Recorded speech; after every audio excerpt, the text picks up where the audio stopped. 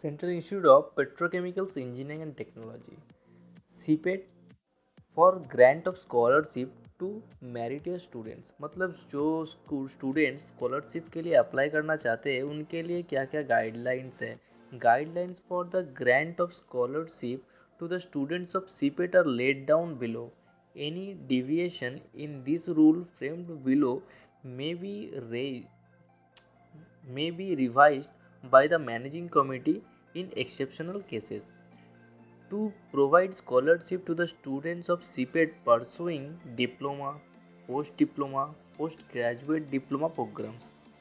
The objective of the scheme is to encourage poor and meritorious students to continue studies by reducing their financial burden, which is a major factor that leads educational backwardness and result in loss of opportunities in completing their education and professional jobs, in spite of the fact that many of such students are talented. The objective of the scheme is to provide financial assistance to such meritorious students in the form of scholarship through funds received from Plast India Foundation to help them to pursue and complete their diploma program. It is felt that this small step will go a long way in uplifting the professionally of poor and meritorious students. Date of implementation, मतलब ये वाला जो scheme implement हुआ था कौन सा date में, ये 2023 से 24 के बीच में इम्प्लीमेंट हुआ था सीपेट के लिए। टारगेट क्या है इस स्कीम का? The scheme will target students from 3 year diploma programme, 2 year post graduate diploma programme and 1.5 year post graduate diploma programme conducted by CIPET centres.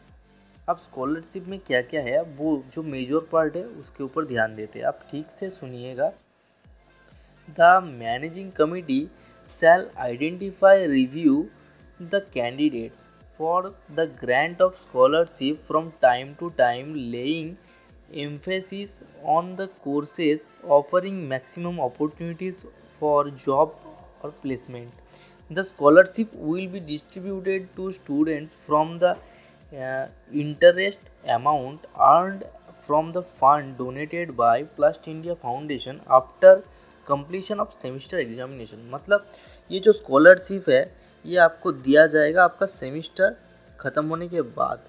Okay, अभी total number of candidate fixed for availing the scholarship is 30 per semester and the scholarship amount is 12,000 for per candidate of all India first rank holder. मतलब 30 candidates में से जो भी first होगा all India में, मतलब 30 जन को दिया जाएगा फर्स्ट होने में ऑल इंडिया में, उसको जो 12,000 का स्टाइपेंड है या फिर स्कॉलरशिप है वो मिलेगा।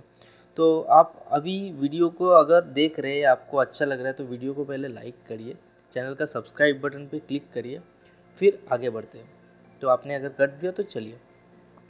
अब ₹10,000 पर candidate for all India second rank holder, मतलब जो ऑल इंडिया में सेकेंड रैंक होल्डर होगा उसके लिए होगा 10,000 रुपया सेमिस्टर के बाद स्कॉलरशिप के तौर, और 8,000 रुपया पर candidate for all India third rank holder, मतलब ऑल इंडिया में थर्ड रैंक होल्डर जो होगा उसके लिए 8,000 रुपये का स्कॉलरशिप रहेगा पर semester based on the previous semester result. मतलब हर एक सेमिस्टर में मिलेगा उसका जो प्रीवियस जो रिज़ल्ट है उसके ऊपर बेस करके। मतलब आपको स्कॉलरशिप पाने के लिए ये जो सीपेट का जो नियम है उसको एप्लीकेबल होना पड़ेगा। आपको ऑल इंडिया में फर्स्ट सेकंड या थर्ड रैंक लाने में ये सब मिल सकता है, 30 कैंडिडेट्स को मिलेंगे।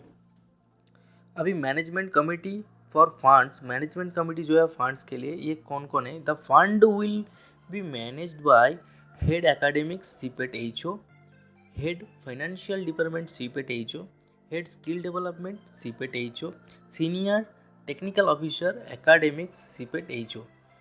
The management committee will invariably meet once in each semester. The community may however meets as and when necessary. मतलब आप आपके इस जो स्कॉलरशिप है इसके लिए आप कांटेक्ट कर सकते हैं आपके जो सीनियर टेक्निकल ऑफिसर है एकेडमिक्स का, मतलब आपका जो ट्रेनिंग इंचार्ज है उनसे बात करिए।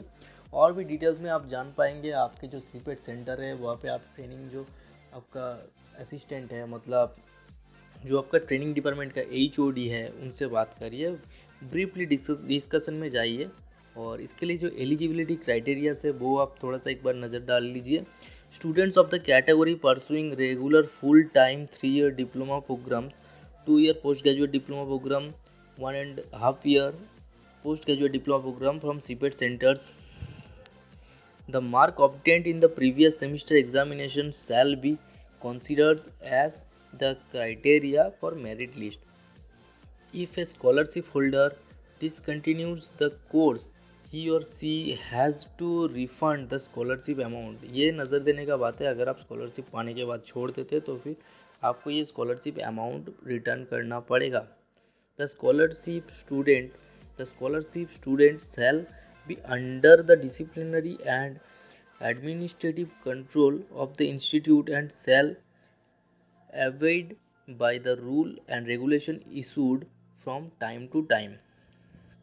If if progress of student is not satisfactory, the scholarship will be stopped or withdrawn। मतलब आप एक बार स्कॉलरशिप अचीव किए, नेक्स्ट टाइम अगर आप स्कॉलरशिप के लिए अप्लाई नहीं एलिजिबल नहीं होते, आपका रिजल्ट ख़राब हो जाता है तो फिर आप स्कॉलरशिप नहीं मिलेगा, आपको स्टॉप हो जाएगा वो वहाँ पे। And attendance of minimum 80% is mandatory for availing the scholarship for all students. अगर आप बस ऑल इंडिया में फर्स्ट सेकंड या थर्ड रैंक लाए तो नहीं होगा, आपका 80% जो अटेंडेंस है ये होना मस्ट है।